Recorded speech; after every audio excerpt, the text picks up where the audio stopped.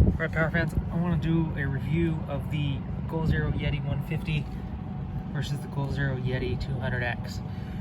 Now, the 150 comes from an older generation of Goal Zeros that use a lead acid battery, whereas the 200X uses lithium ion batteries. The main difference that you get between a lead acid battery and a lithium ion battery is the weight. This thing, it's only about 5 pounds, and it's got 187 watt hours of capacity.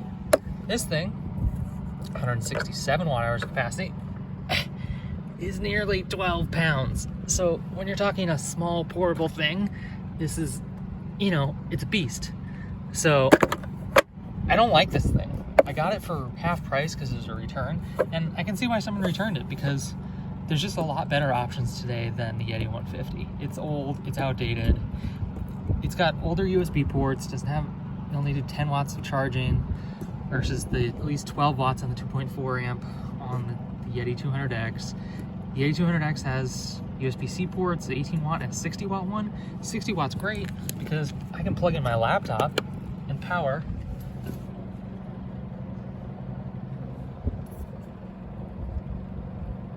friggin' laptop.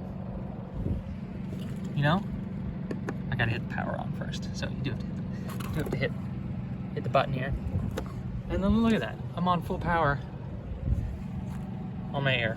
So there's just a lot better features in this. It's right now it's only like $40 more for the 200X, and you get more capacity. Let's look here. The Yeti 200X, it's got 187 watt hours. Now look, I don't like that they call it a 200X and it only has 187 watt hours. That's kind of misleading. It's not cool, especially when it outputs only 120 watts. It does do a 200 watt surge, but whatever. So I don't like the naming of this. This really should be called the 150X too, but whatever. It's still a good little size. I really like this thing as I throw this in my tent, and this becomes kind of my main power source for like smaller gadgets and stuff.